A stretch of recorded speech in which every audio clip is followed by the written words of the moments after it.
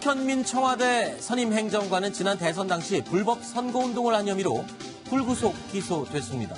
자, 이를 두고 논란이 일자 정우택 자유한국당 원내대표가요, 이 탁 행정관에 대해서 자진 사퇴를 요구하고 나섰습니다.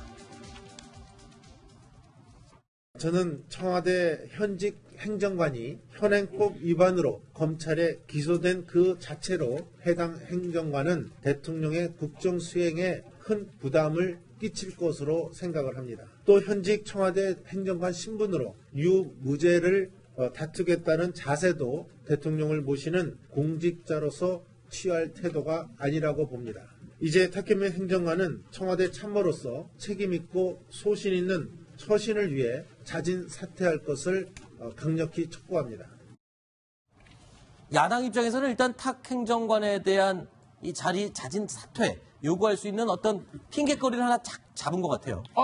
야당 입장에서는 명분상 제기할 수 있죠. 이제 어제도 말씀드렸듯이 정말 이 범위 위반 상태가 크냐 작으냐를 떠나서 네. 어찌됐건 간에 선거법 위반이 물론 재판된 건 아니지만 선거법 위반이라고 검찰에서는 일단 그렇게 기소를 한 것이고, 그리고 이게 탁현민 행정관 그냥 행정관이 아니라 대통령의 가장 최측근 참모 중에 한 사람이고, 특히 이제 선거운동 과정에서는 어떻게 보면 홍보랑 캠페인을 전부 다 총괄한 사람 아니겠습니까? 그리고 그렇기 때문에 대선 캠페인 와중에서 그 홍보를 총괄한 사람이 선거법 위반의 혐의가 있는 걸로 기소가 됐기 때문에, 그리고 그 사람이 지금 청와대에서 대통령을 직은해서 모시고 있기 때문에 야당 입장에서 보면 물러나라는 어떤 얘기는 충분히 할 수는 있죠. 그런데 이 탁현민 행정관 물러나라라고 야당이 요구했던 거는 이번이 처음이 아닙니다. 매번 반복됐던 부분인데, 과거에요, 이 탁현민 행정관에 대해서는 여성 비하 논란 등으로 인해서 여성가족부 장관의 이 어려웠던 이거 하려고 했는데 안 되던데요 라는 식의 발언이 있어서 굉장히 논란이 되기도 했었죠. 문재인 대통령의 신뢰를 굉장히 많이 받고 있는 탁 행정관에 대한 이야기였습니다. 들어보시죠. 관계자를 만나서 구두로 저의 의견을 전달을 하였습니다. 전달을 했고요. 그 이후의 결과에 대해서는 제가 무력합니다. 그래서 저는 분명히 청문회에서 약속드린 대로 퇴하시라는 고언을 전하겠다고 말씀드렸고, 그거는 그대로 제가 전달하였음을 다시 한번 확인드립니다. 사실 어제 이 트럼프 대통령과의 청와대 이 만찬, 그저께 있었죠. 이틀 전에 있었던 청와대 만찬에 360년 된 시간장, 그리고 독도새우, 이런 만찬 메뉴들도 전부 다 탁현민 행정관의 다 결정이고 작품이었어요. 네. 자, 이래서 많은 칭찬을 받고 호평을 받고 있는 중이었는데 바로 그 다음 날 지금 불구속 기소가 됐습니다. 네, 그렇습니다. 청와대도 굉장히 당혹스러울 것 같은데요. 트럼프 대통령이 청와대에 왔을 때 이 행사를 진두지휘하고 왔다 갔다 하면서 이렇게 지시하던 사람이 바로 탁현민 행정관이었습니다. 그 정도로 대통령이 신뢰하고 있는 사람인데 네. 행사가 끝나자마자 이렇게 검찰에서 기소를 했다는 얘기가 나오고 있는 건데요. 청와대 측에서는 속내가 좀 복잡하긴 하지만 이게 바로 어쨌든 선거법 위반이잖아요. 이 네. 선거법 위반 같은 경우에는 아무래도 그게 자체가 좀 지난 일이고 이게 악의가 있었던 건 아니다 이렇게 판단되는 경우도 종종 있는데다가 많이 해봤자 벌금형 정도 나오지 않을까 이렇게 생각하는 속내도 좀 있을 것 같아요. 그러면 네. 벌금형 정도면 행정관이 이걸 그만두기까지 해야 될 일은 좀 아니지 않을까라고 판단을 하고 있기 때문에 아마 네.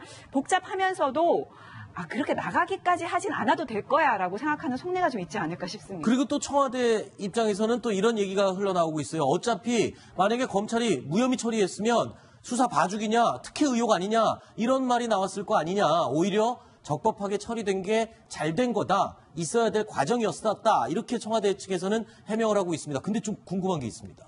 탁현민 행정관의 이 불구속 기소 사건에 대해서는 이렇게 청와대가 적극적으로 해명을 하는데 더 심각한 사건인 전병헌 수석에 대한 입장은 청와대가 이런 반구가 없어요. 이거 어떻게 해석해야 됩니까? 어떻게 해야 될까요? 저를 지그시 쳐다보면서 물어보시죠. 이태원 변호사는 어떻게 보세요? 두 가지인 거예요. 그러니까 하나는 네. 아주 원론적인 법적인 측면부터 말씀드릴게요. 네. 죄의 경중이 다릅니다. 네. 물론 아직 전병헌 수석 같은 경우에는 수사도 다 끝나지 않은 상태고 아직 갈 길에 멀고, 탁현민 행정관 같은 경우는 재판은 시작은 안 됐지만 일단은 검찰은 선거법 위반 혐의로 본 거 아니겠습니까? 네. 자, 어제도 말씀드렸듯이 탁현민 행정관의 당시에가 선거법 위반은 맞는데, 그런데 이게 국회의원 기준으로 했을 때 벌금 100만 원 넘어가면 배지 떨어지는 거거든요. 네. 그거 넘어갈 정도의 큰 위반이냐? 그렇지는 않아요. 네. 그러니까 좀 굉장히 좀 경하다는 거죠. 죄 자체가. 네. 그런 게 하나 있고. 그런데 전병헌 수석 같은 경우는 이게 이제 진실로 드러나면요. 제가 어제 말씀드렸잖아요. K재단 비리재단과 동일한 거거든요. 그렇죠. 제3자 뇌물 수수입니다. 네. 죄 자체가 하늘과 땅 차이입니다. 그렇기 때문에 이거는 우리가 쉴드 친다고 그러잖아요. 네. 어떻게 할 수 있는 부분이 아니에요. 네. 그게 하나 있는 거고, 두 번째, 조금 상상력을 발동해서 말씀을 드리면 대통령과 거리감의 문제도 있을 거예요. 아하. 그러니까 전병훈 수석 같은 경우는 대통령 핵심 참모긴 하지만 친문 실세 그룹, 친문 핵심 그룹은 아닙니다. 네. 이미 어제 이제 신문에서도 그런 얘기들, 핵심 실세 그룹들과 좀 충돌이 있는 것 아니냐라는 보도도 있지 않았습니까? 네. 그렇지만, 일부 언론의 보도였죠. 일부 언론의 보도지만요. 어쨌든 있었던 거 아니겠어요? 그런데 탁현민 행정관은 다릅니다. 어쨌든 대통령과 김정숙 여사가 가장 아끼고 가장 친밀한 참모진 중에 한 사람. 네. 대통령이 이번에 지난 총선 끝나고 네팔 갔을 때도 양정철 비서관과 같이 따라갔던 사람 아니겠어요? 네네. 그 정도로 가까운 사람이라는 거. 이것도 아마 어느 정도 적용은 됐을 거라고 봐요. 알겠습니다. 자, 정치권 얘기 한 가지 더 살펴보도록 하겠습니다. 이런 가운데 바른정당 탈당파 의원들 오늘 자유한국당에 공식으로 입당했습니다. 친정, 그야말로 친정으로 돌아온 김무성 의원의 표정은 어땠을까요? 정치적 소식이 달라서 일시 별거했던 분들이 다시 재결합을 하기로 했습니다.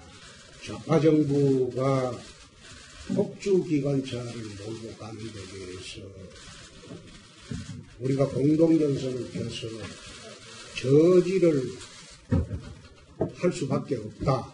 어려운 여건이어서 우리 자유한국당이 이제 그 위기를 극복을 하고 8분의 의원님들께서 같이 뜻을 해서 9분? 오케이. 9분이라고 얘기하겠습니다. 서로 간의 생각의 차이나 과거의 허물을 묻고 따지기에는 우리나라가 처한 상황이 너무나 위중하다고 생각했습니다. 자, 오늘 저 자리에서요, 실제로 지금 화면에 보신 저 순서대로 말을 했습니다. 홍준표 대표, 정 원내대표, 그 다음에 김무성 의원이 저렇게 이야기를 했는데, 김무성 의원 말 모두 발언 차례가 왔을 때 마이크 가지고 홍준표 대표와 서로 저 마이크 써라 이 마이크 써라 그러면서 손이 부딪히는 마이크 신경전, 쟁탈전이 벌어졌다고. 이거 무슨 말입니까? 네, 일종의 전현직 대표의 기싸움 같은데요. 네. 지금 화면에 이렇게 보이시는데 네. 손이 약간 엇걸린다. 이거 맨 처음에 이제 이런 내용입니다. 김무성 대표가 발언을 하려는데 지금 뒤에 나오는 요 마이크 꾸러미 네. 이것을 딱 앞에 놓고 방송용 마이크로 자신의 말을 언행을 하려고 합니다. 그런데 그러니까 방송용 카메라에 연결된 마이크들이 모아놓은 박스가 있는데 그거를 김무성 대표가 내 앞으로 갖다 놓으시오라고 했더니 홍준표 대표는 그 앞에는 저 얍삭한 저 하나로 충분하지 않느냐 아하. 이런 얘기를 한 겁니다. 아. 그러자 김무성 대표는 이에 굴하지 않고 끝까지 계속 저거 가져와라. 그래서 뒤에 있던 비서진이 결국에는 갖다가 앞에다 놨습니다. 네. 사실 오늘은 굉장히 많이 티격태격이 있었는데요. 이 회의가 진행되는 것보다 약속보다 15분 정도 홍준표 대표가 늦게 도착했습니다. 네. 러시아 푸틴 대통령이 정상회담할 때 1시간 늦게 들어가는 것처럼 자신의 존재를 인식시키기 위해서 이렇게 좀 늦게 들어갔고요. 네.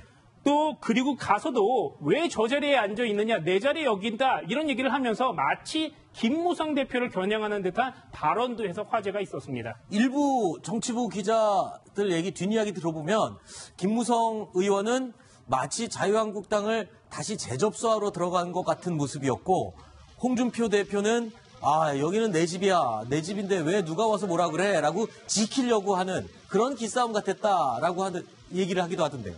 아까 그 마이크 가지고 이렇게 막 이렇게 치고받는 약간 네. 실행하는 모습들이요. 네. 저는 아마 내년 한 5월부터 6월, 7월까지의 자유한국당의 모습일 것 같아요.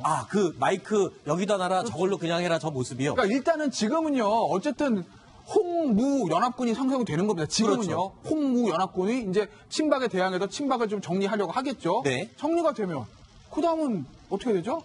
산에 호랑이가 둘입니까 하나입니까? 아하. 결국 홍과 무의 또 일정 결전이 있을 수밖에 없는 거죠. 네. 결국 아마 홍준표 대표 지금 머릿속에는 이거 내가 여우피하다가 호랑이 들여온 거 아니야? 아마 이 생각도 하고 있을 거라는 거죠. 왜냐하면 네. 어쨌든 김무성 대표가 예전에 당대표를 하면서 나름대로 세력이 좀 있고 조직이 있는 사람이기 때문에 네. 홍 대표는 본인의 표현대로 하면 독고다이라는 표현을 본인이 쓰잖아요. 네. 그럼 결국 이제 내년 지방선거. 결국 지방선거 결과가 좋지 않으면 홍 대표에 대한 책임은 생길 수밖에 없거든요. 네. 지방선거 6월을 기점으로 해서 그 공천부터 해서 4, 5, 6, 7 이 4개월 동안 아마 김무성 대표하고 전 대표 홍준표 현 대표 홍무의 일대 격전은 저는 불가피하다고 봅니다. 네. 방금 하신 독고다이라는 말은 혼자 스스로 외롭게 간다. 뭐 이렇게 제가 순환을 좀 시키도록 하겠습니다. 아니 홍준표 네. 대표가 본인이 스스로 그렇게 맞습니다. 얘기하기 때문에 제가 이제 커테이션 마크를 치고 홍준표 대표와 독고다 이렇게 하겠습니다. 알겠습니다. 자, 그런데 지금 김무성 의원 입장에서 보면 녹록치가 않아요. 지금 뭐 오늘도 모습이 파란 넥타이까지 메고 오고 어떤 자세를 보여준 거는 좋았는데 얘기하면서 계속 물을 마시는 초조한 모습을 보이기도 했다. 이런 기자들의 얘기가 있었거든요. 그럼요. 긴장을 할 수밖에 없죠. 어쨌든 호기롭게 나갔다가 지금 다시 당으로 들어오는 모습인데 그것도 심지어 한 10분 정도 이렇게 기다리는 모습으로 있다가 그렇죠. 들어가는 모습 아니었겠습니까?